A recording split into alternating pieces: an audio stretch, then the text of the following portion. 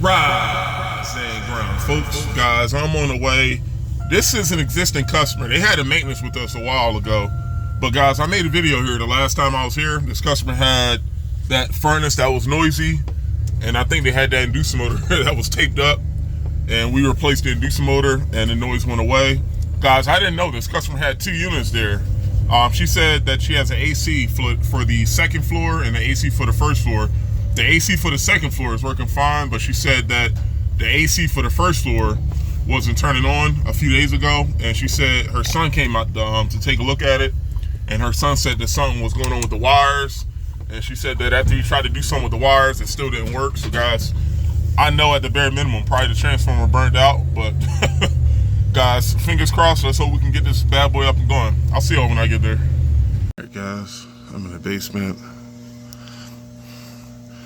This is our 80% furnace and our AC.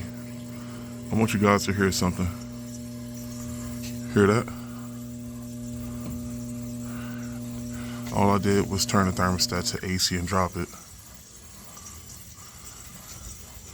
See this? Our condenser is running. No fan.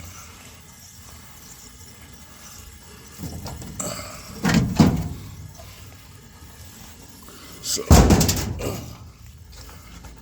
let's move some stuff out the way. And let's see what's going on with this fan motor. I'll be right back. Guys, and this is the filter that I put in the last time I was here in November. And this filter still looks okay, still looks good. But guys, as soon as I took this door off, I can definitely smell the crispiness on this motor. So at this point, and also look at that capacitor was already replaced. And right now I have the power off. If I had to put money on it, I think this motor is going to be burning hot. Yep. And it is. Could I check for power? Yes, but guys, I already seen this 1,000,001. Today will be 1,000,002 times. If the capacitor is already replaced and that motor is burning hot, then it's safe to assume that the motor is getting power. But if it's getting power and not turning, that motor is finito. And I can see the cradle mount already on that motor. I freaking hate those brackets. But alright guys, let me speak with the customer, and I gotta see if I got another one of these motors on the truck. I'll be back. Alright guys, this customer wants to get this done, and I got some bad news here. So guys, I had to take out everything to lift the circuit board up to get the motor out. But for one, I don't think this customer has a sump pump down here. It's been raining all night. It's actually raining outside now. So this basement is flooded, and also, guys, I'm 6'6". This basement height is like freaking 4 feet. I gotta get my tool bag, and I gotta carry this motor all the way around. And I gotta go outside. Guys, I might put this motor replacement on live if what I have on the truck can work. I'm pretty sure this rescue can go down to 1/3. I'm using this phone light here so I can see what you guys here. Hold on. What's the horsepower?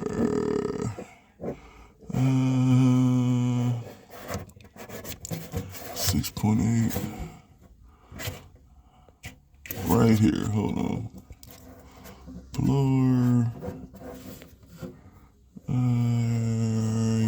This is a 1/2 horsepower motor. Okay, I should have the motor, and I'm gonna have to use a new bracket as well. All right guys, let me get this out the basement. I'll see y'all outside.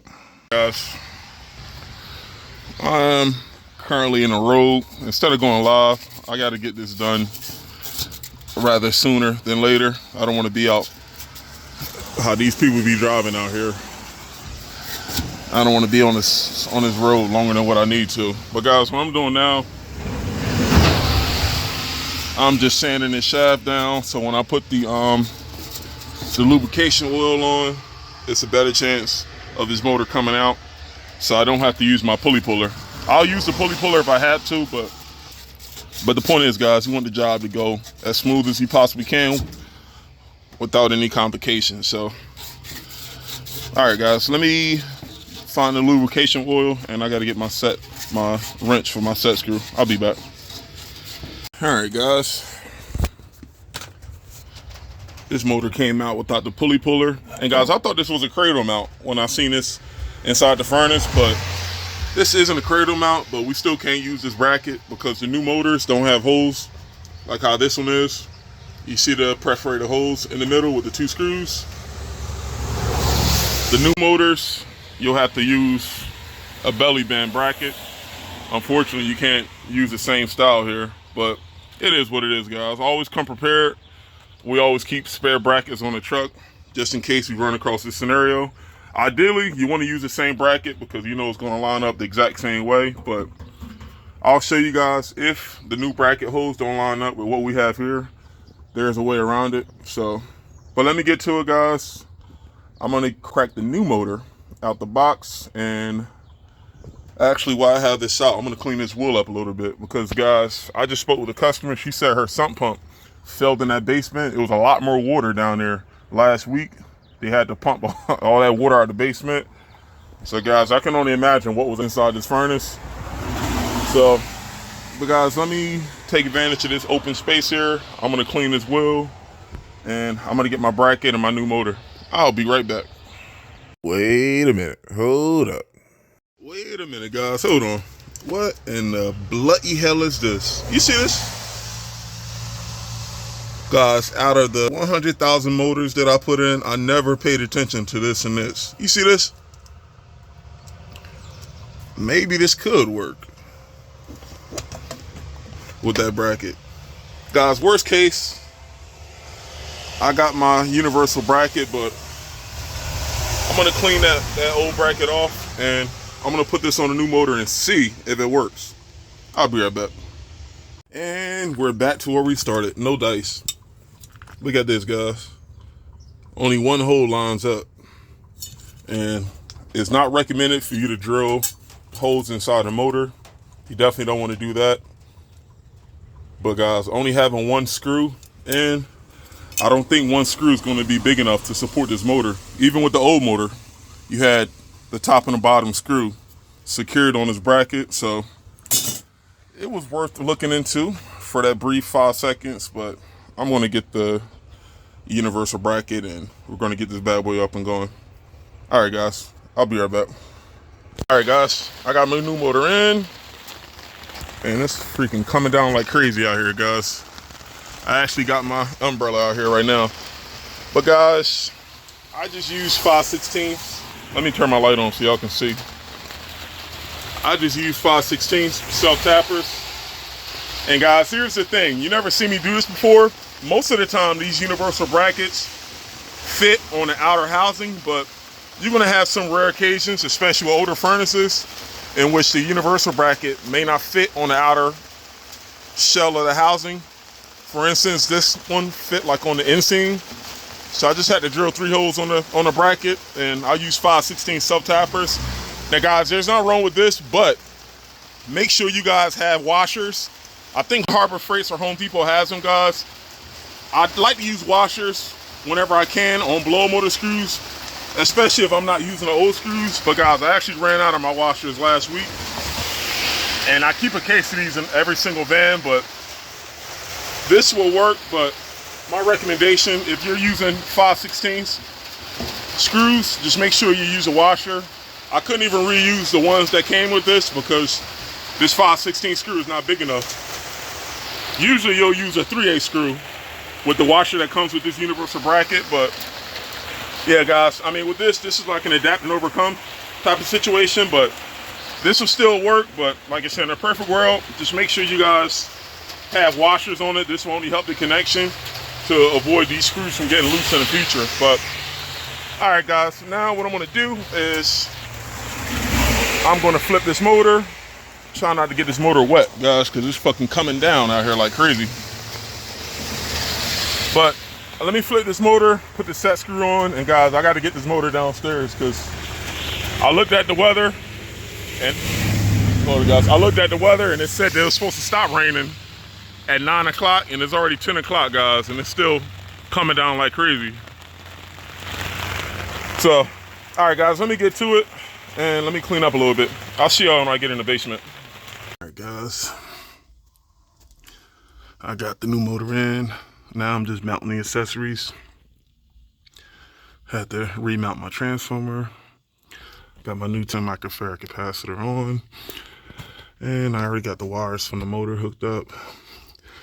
Now I'm just gonna mount my board, slide it in, and bada bing, bada boo. All right, let me hook this up, I'll be back. All right, guys. There's nothing to it. We just wired up the motor. And as you see here, the amps were, what, 5.8, 5.9. And we're rocking and rolling here. We got a 20-degree split. Filter is still good. And this customer did ask about future maintenance.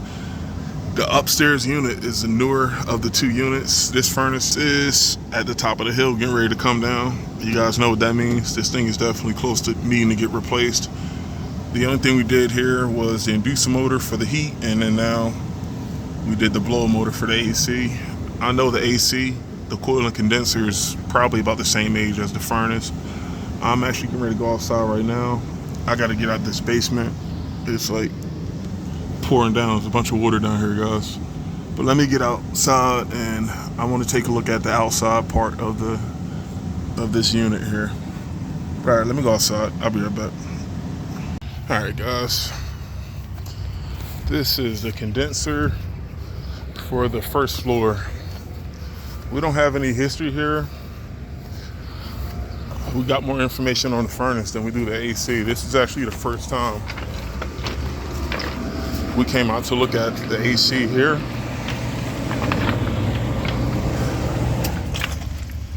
I think